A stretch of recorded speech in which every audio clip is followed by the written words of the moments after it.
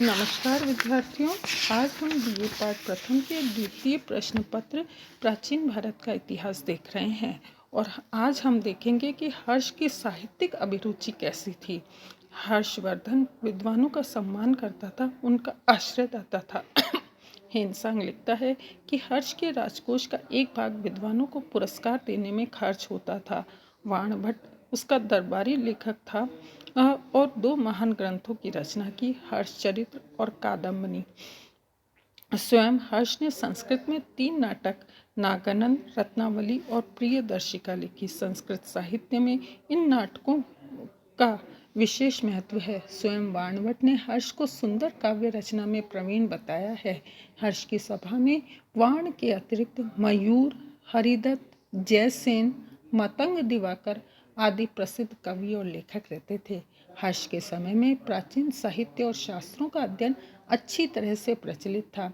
इस काल में भी काव्य, नाटक, आख्यायिका, कथा, दर्शन, धर्म, विज्ञान, गणित, ज्योतिष आदि के अनेक ग्रंथ लिखे गए थे। विद्यार्थियों, हर्ष के संपूर्ण विवरण पर जानकारी हमें हेनसांग के द्वारा प्राप्त होती है। तो हम अब ये देखेंगे कि हेनसांग ने अपनी यात्रा में हर्ष के विषय में क्या लिखा है। हेनसांग का यात्रा विवरण। हेनसांग का जन्म 600 ईस्वी में चीन के चिनल्यू नगर में हुआ। अब वह बौद्ध धर्म का प्रमुख भिक्षु था। इस प्रक्रिया में वह 620 में बौद्ध भिक्षु बना और 629 में वह भारत आया। हेनसांग की भारत यात्रा के 3 उद्देश्य थे। पहला, बौद्ध धर्म से संबंधित साहित्य का अध्ययन करना। दूसरा, बौद्ध धर्म से संबंधित तीर्थ स्थलों का भ्रमण करना तथा तृतीय है बौद्ध धर्म के साहित्य की पांडुलिपियों को चीन ले जाना। हेनसांग तुर्फान, कूचा, ताशकंद, समरकंद, काबुल और पेशावर होता हुआ भारत आया। भारत में उसने मथुरा, कन्नौज, अयोध्या, प्रयाग, कपिलवस्तु आदि की यात्रा का भ्रमण किया और इसके पश्चात वह प्रसिद्ध शिक्षा के केंद्र नालंदा पहुंचा, जहां वह कई वर्षों तक रहा। 644 में हर्ष की प्रयाग सभा में सम्मिलित हुआ। तत्पश्चात वह स्वदेश लौट गया। अपने देश जाते समय वह लगभग 160 महात्मा बुद्ध के 150 महात्मा बुद्ध के अस्थि अवशेष ले गया और अपने साथ 657 बौद्ध ग्रंथों की पांडुलिपियां भी ले गया। 645 में वह चीन पहुंचा। चीनी सम्राट हेनसांग से बहुत प्रभावित हुआ और उसी के कहने पर हेनसांग ने अपनी भारत यात्रा के विवरण को लिपिबद्ध किया। हेनसांग का यह यात्रा विवरण तात्कालिक भारत की राजनीतिक, सामाजिक, धार्मिक, आर्थिक परिस्थितियों का प्रामाणिक दस्तावेज माना जाता है। हेनसांग ने राजनीतिक स्थिति के बारे में लिखा है कि यहाँ का राजा हर्षवर्धन है। वह वैश्य जाति का राजा है। उसने पंच भारत पर विजय प्राप्त की। उसके पास एक विशाल सेना है। राजा की दिनचर्या व्यस्त थी। यद्यपि वह शासन कार्य अनेक पदाधिकारियों की सहायता से संचालित करता था। राजा स्वयं राज्य के विभिन्न भागों का दौरा करके समस्याओं से रूबरू होता था, उनका निराकरण करता था। हर्ष ने गंगा किनारे कई स्तूपों का निर्माण कराया। उसने राजकोष को 4 भागों में विभक्त कर रखा था। स्पष्टतः राजा सदाचारी था, धार्मिक कार्यों में अधिक भाग लेता था। दंड व्यवस्था उदार थी, लेकिन कभी भी अंग भंग की सजा दी जाती थी।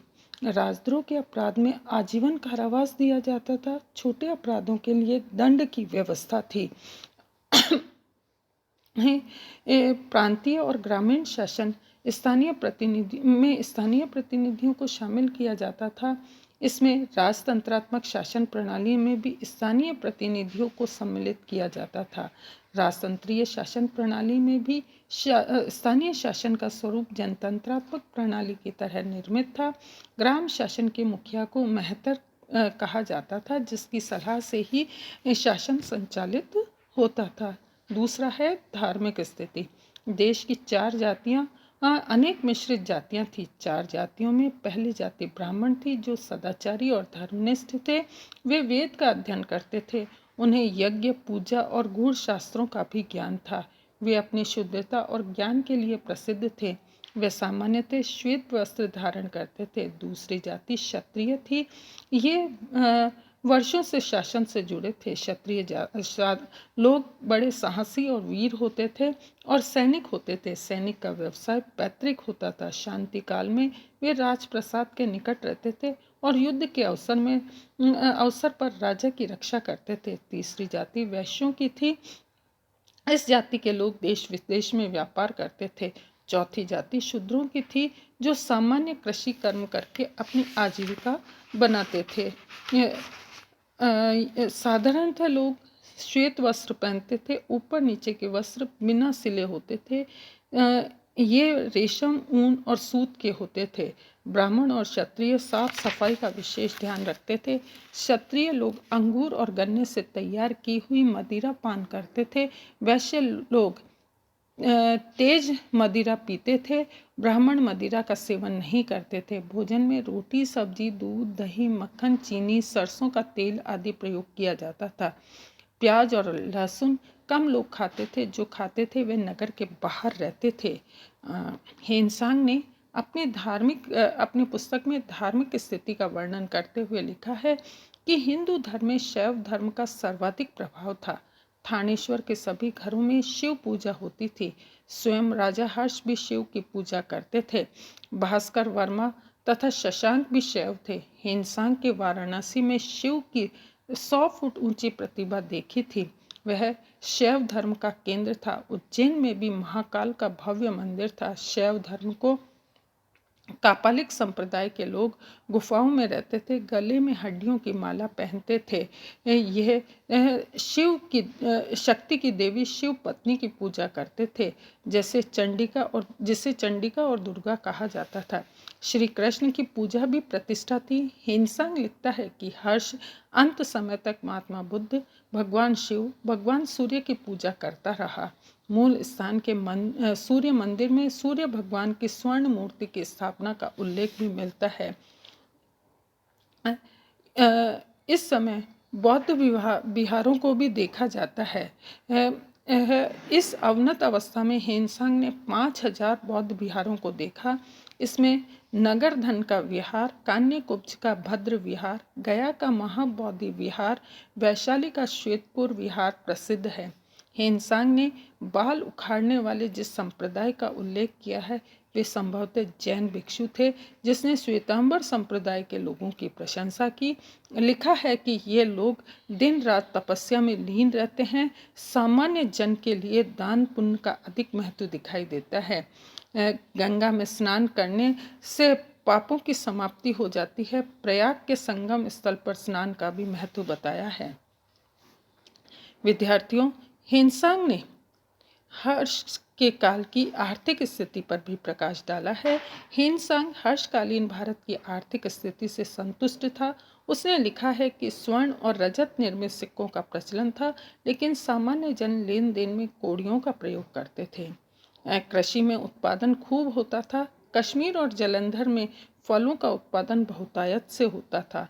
थानेश्वर में कई 100 देव मंदिर थे, जहाँ के निवासी धनी और विलासी थे। कन्नौज नगर और अधिक समृद्ध था। यहाँ के निवासी चमकीले और बहुमूल्य वस्त्र परिधान पहनते थे तथा ऊंची ऊंची मीनार युक्त भवनों में निवास करते थे। नगर में अनेक उद्यान और तालाब थे। यहाँ के निवासी सदाचारी और विनम्र है।